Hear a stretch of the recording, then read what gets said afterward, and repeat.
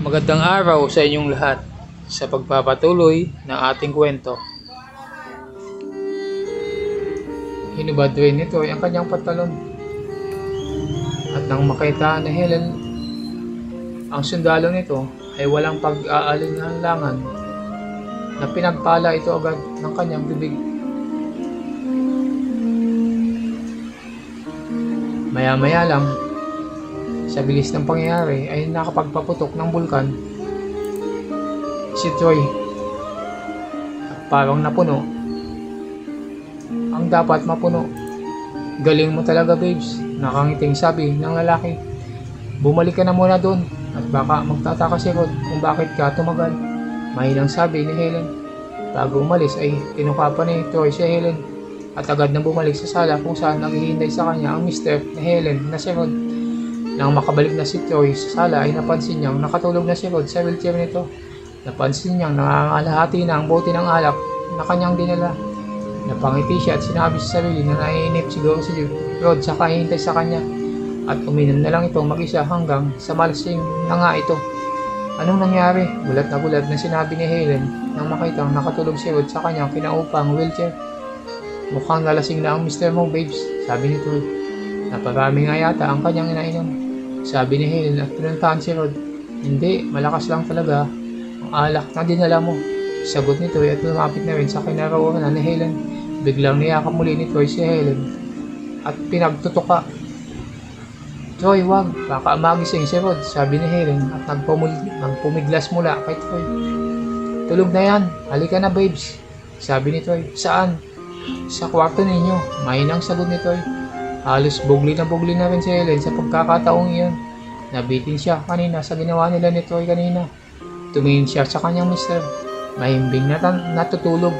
Hinawakan niya ang isang kamay ni Troy at ngumiti. Nandun ang kwarto namin, mahinang sabi ni Helen. Halika na, mahinang sagot ng lalaki. Magkahawak kamay silang dalawa na pumunta sa kwarto at iniwan nila si Rod na nakatulog pa rin sa sala. Nung marating nila Troy at Helen ang kwarto ay agad silang pumasok. Dahil sa pananabik ay hindi na nila nagawang isara ang pintuan ng silid. Pagpasok pa lang ay agad silang nagyakpan sa isa't isa.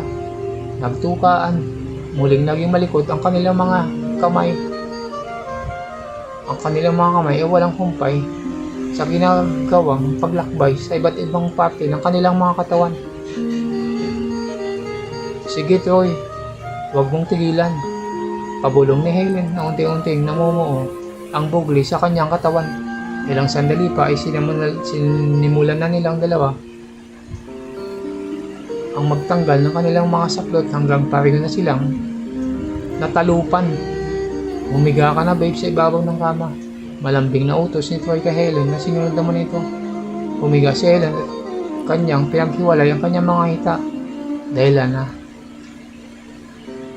magkaroon ng espasyo na malaki. Halos humulma din ng tulo ang sundalo ni Troy nang makita ang posisyon ni Helen. Dali-dali itong pumaibabaw sa magandang may bahay. Ready ka na ba, Ready ka na ba, babes? Nakangiting sagot ni Troy. Ready na, babes, sagot ni Helen na halos wala nang pakialam sa kanyang mister na nasa labas lang ng kanilang kwarto at walang malay. Halos ilang hakbang lang ang layo nito sa kanila. Ngayon ay nangingibabaw kay Helen ang bugli at alam niyang si Troy lamang ang makakapawi nito. Wala na siyang pakialam sa mismong kama nila ni Rod. Gagawin siya ni Troy ng kakaibang sarap. Wala siyang pakialam na madungisan ang kama nila mag-asawa dahil sa kanyang kataksilan. At nagpatuloy ang kanilang mainit na eksena. Kapag gumagalaw ang kanilang mga katawan at tila ba mauubusan. Samantala sa labas ay unti-unting nagising si Rod. Halos umiikot pa ang kanyang mga paningin at masakit ang kanyang ulo.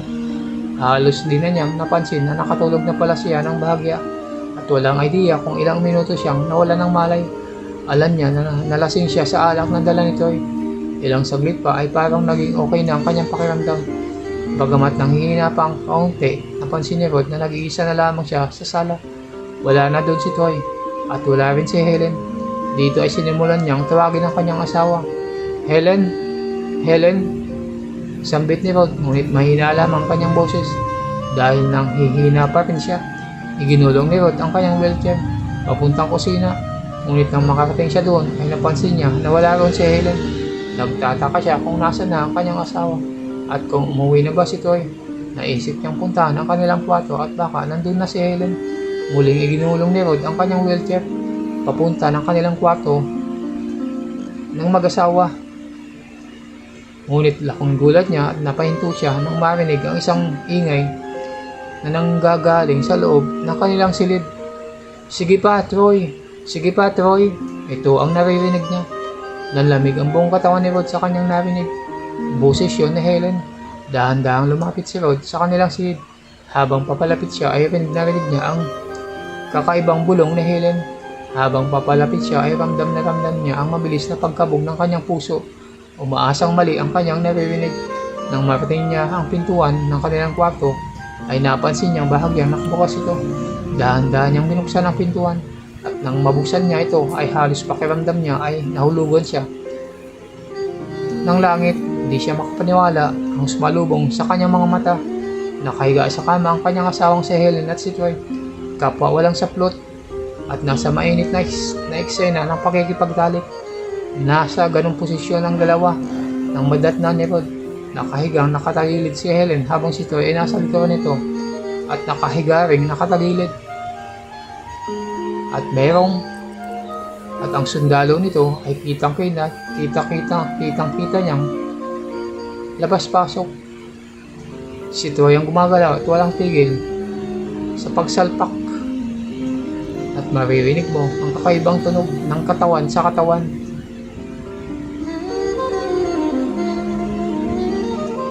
Halos dumilim ang paningin ni Rod sa kanyang nakikita. Hindi siya makapaniwala na ang kanyang pinakamamahal na asawa ay ginagawan ng kakaiba ng lalaking iyon sa ibabaw pa mismo ng kanilang kama. Mga walang hiya kayo! Galit na sumigaw si Rod. Diyos ko, Rod! Sambit ni Helen na gulat na makita ang kanyang mister sa pintuan. Napamura tuloy si Rod ng todo. Mga put! Sa sobrang galit ay tinangka ni Rod na tumayo sa kanyang upuan ng wheelchair. Sa sobrang galit at naguguluhan ay halos makalimutan na ni Rod na putol na pala ang kanyang dalawang binti. Kaya ang sumunod na nangyari ay pagkabulagta niya sa sahig at halos sumalpak ang kanyang mukha sa sahig. Blag! Rod! Rod! Halos nagulat si Helen na makita natumba ang kanyang mister sa sahig. Nagtangka pa siyang bumangon para tulungan ang kanyang mister. Ngunit bigla siyang niyakap ni Troy nang mahigpit mula sa likuran at pinagpatuloy ang ginagawa. Hayaan mo siya, babes, ungol ni Troy. Nasarap sa ginagawa kay Helen. Pero, Rod, sambit ni Helen na hindi magawang makaalagwa sa mahigpit na yapos ng lalaki habang random ang sundalo nito sa kanyang kaloob-looban. Walang magawa si Helen kundi ang pinanalama ang kanyang mister na nasa sahig. Samantala ay halos di naman nagawang makabalik ni Rod sa kanyang wheelchair. Kahit siya ay nagulat at sa bahagyang nasaktan dahil sa kanyang ginawa. Napatingin siyang muli sa ibabaw ng kama at kitang-kita niya ang patuloy na ginagawa ng dalawa. Nagulat siya dahil hindi man lang nagawang tulungan siya ni Helen. Dahil mahirapan siya sa pagbalik sa kanyang sarili sa wheelchair, ay wala nang ibang paraan si Rod na pumunta sa kinaroroonan ni Helen at Troy, kundi ang gumapang. Kaya yun nga ang kanyang ginawa. Sinimulan niya ang paggapang sa sahig papunta sa kama. Mga walang hiya kayo. Mga animal kayo. Sambit ni Rod at nagsimulang tumulo ang mga luha mula sa kanyang mga mata habang gumagapang papalapit kina Helen at Troy. Kitang-kita ni Helen ang ginagawang paggapang ni Rod sa sahig papunta sa kanila, pero di niya magawang kumawala sa mahigpit na yapos sa kanya ni Troy. Halos nangingibabaw pa rin ang bugli sa kanya. Rod, sorry. Ang mahinang bulong ni Helen sa kanyang sarili at nakadama ng awa sa kanyang mister. Ilang sandali pa ay matagumpay na narating ni Rod ang kanilang kama. Napahawak siya sa bedsheet at hinila ang kanyang sarili para makakyat sa ibabaw ng kanilang kama. Damang-dama ni Rod ang pagyugyog ng buong kama dahil sa ginagawa ni Troy at Helen. Di nagtagal ay nakakyat na nga siya sa ibabaw. Ngunit sa bandang panan siya ni Helen at Troy. Dahil doon ay halos kitang-kita ni Rod ang ginagawa ng sundalo ni Troy. Maririnig mo ang kakaibang tunog, ang tunog na kanyang naririnig na nagmumula sa pag-iisang katawan ng dalawang katawan. Napatingin si Helen sa kanyang panan at nakita niya ang kanyang mister na nandun at nakadapa habang nakatingin sa ginagawa nila ni Troy. Gusto man niyang pigilan si Troy sa mga sandaling yun ay ngunit wala talaga siyang magagawa. Tigilan niyo yan! Taksil ka, Helen! Sigaw muli ni Rod at umiiyak. Grabe! Ang ingay mo, di mo ba nakikitang pinapaligaya ko ang asawa mo? Itong bagay sa'yo, galit na sinabi ni Troy at biglang tinadyakan si Rod na nasa paanan niya. Ag! Ang sabi naman ni Rod na nagulat sa ginawa ni Troy sa kanya. Tumama ang tadyak ni Troy sa kanyang mukha dahilan na mahulog siyang muli sa kama. Maririnig mo ang tunog ng pagbagsak ni Rhodes. Ano ka ba, Troy? Halos pasigaw ni Helen nang makita ang ginawa sa kanyang kalabuyo sa kanyang mister. Ngunit napabulong pa rin ng malakas nang binilisan pa ni Troy ang ginagawa sa kanya. Hanggang dito na lang muna ang ating kwento. Kung nagustuhan nyo ang kwento sa araw na to, ay huwag kalimutan mag-subscribe, like at comment para updated kayo sa mga susunod pang mga videos. Hanggang sa muli, maraming salamat.